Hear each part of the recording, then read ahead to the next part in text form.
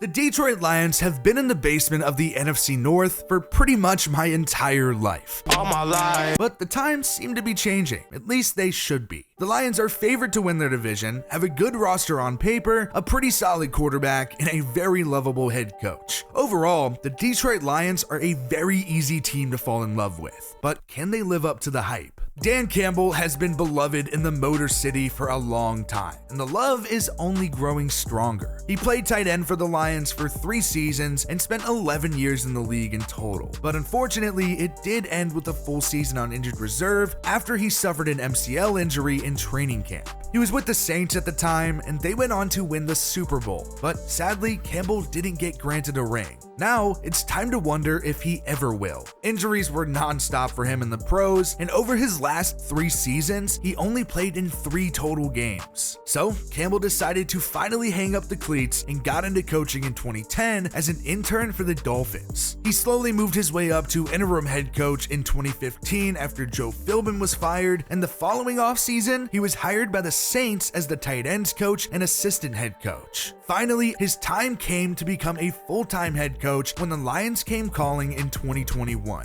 and Campbell made one hell of an impression at his introductory press conference. We're going to get up, and on the way up, we're going to bite a kneecap off, all right? No, God! And we're going to stand up, and then it's going to take 2 more shots to knock us down, all right? And on the way up, we're going to take your other kneecap. No, God, please, no! Lions fans were amped. Dan Campbell had that fire, and Detroit got out there to kick off their season, and they sucked. The Lions started the year 0-10-1 with a tie coming against the Steelers, but finally in week 13, Detroit won a game versus the Vikings after a Jared Goff game-winning touchdown with 2 seconds remaining, and it came with a pretty amazing reaction. The Lions found a spark and won 3 of their final 6 games to finish 3-13-1. It was a pretty bad season, but it was only year 1 under Dan Campbell, and they ended on a pretty good note. It left some optimism for 2022.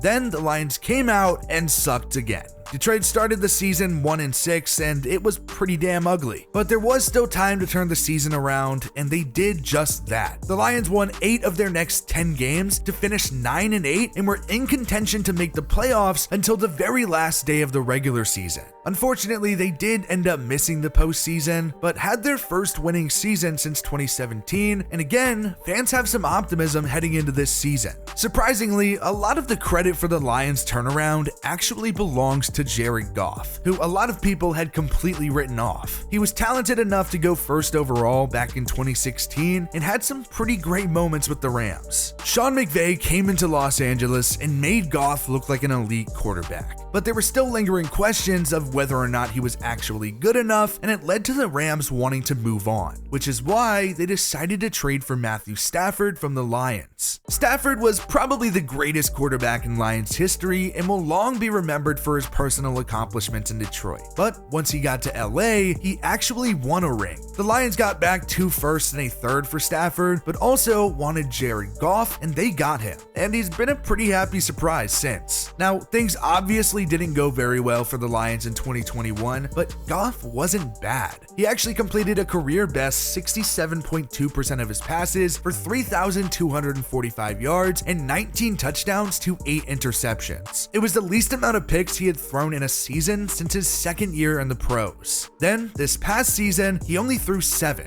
and his stats also improved too. Goff ended up with 4,400 yards and 29 touchdowns. He even made the Pro Bowl for the NFC. Jared Goff is a good, solid quarterback. He's not the best of the best, but he's good, and that's simply all the Lions really need from him right now. The Lions did also end up drafting Hendon Hooker in the 3rd round, but he seems more of like a backup level talent for now. He's already 25 years old and is coming off of a torn ACL, so it's really hard to expect anything from him. And speaking of the Lions draft selections, the Lions made probably one of the most interesting picks of the draft when they took Jahmyr Gibbs 12th overall. The NFL very much doesn't value running backs anymore, so it was kind of a shock. Gibbs is coming off of the best year of his collegiate career after transferring from Georgia Tech to Alabama. He had 900 yards and 7 touchdowns rushing, plus 400 yards and 3 touchdowns receiving. He's explosive and he is a do-it-all kind of guy, but still, a running back in the 1st round is pretty damn odd. But it seems like the Lions just want to get good weapons around Jared Goff, and one of those weapons is Amon-Ra St. Brown. St. Brown has emerged as the Lions' true #1 wide receiver. Last year was his second season in the pros, and he had 1,100 yards and 6 touchdowns, and he seems to really only be getting started.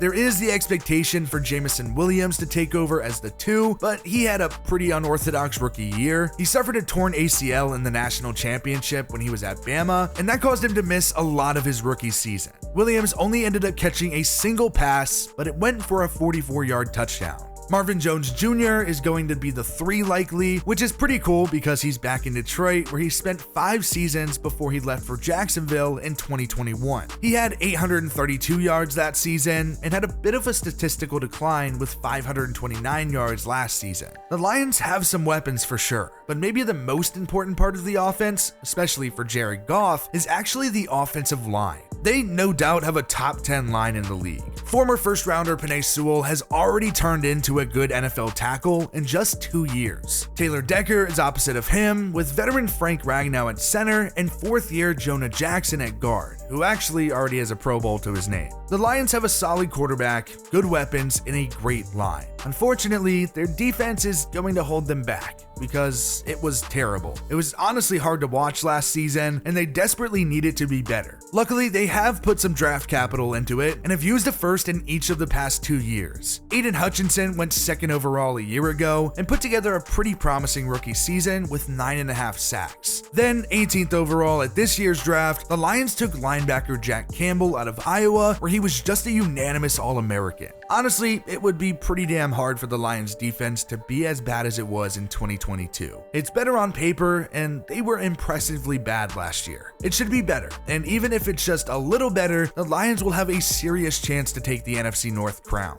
We're living in a world where the Detroit Lions are the betting favorite to win the NFC North. Yes, hell is about to freeze over. The Lions are plus 130 to win their division on DraftKings, which is pretty damn impressive considering the Lions have quite literally never won the NFC North. Yes, never. At least not since they've been in the NFC North. The last time the Lions actually won their division was back in 1993 when it was the Central Division. That, by the way, included the Buccaneers, along with their other current division rivals. After Detroit, the Vikings are plus 250, and clearly they have a shot to win the division. I mean, they did it last season, and the roster hasn't really gotten that much worse. But Minnesota did manage to win a lot of close games last season, and eventually their luck is going to run out. Then the Bears are plus 425, and the Packers are plus 475. Chicago is going through a bit of a rebuild, and they're starting to build around Justin Fields, who now has a clear #1 in DJ Moore. But still, the Bears have a lot of issues. What's most intriguing is that Green Bay has the worst odds. I think it says a lot about how Vegas feels about Jordan Love and the weapons around him that are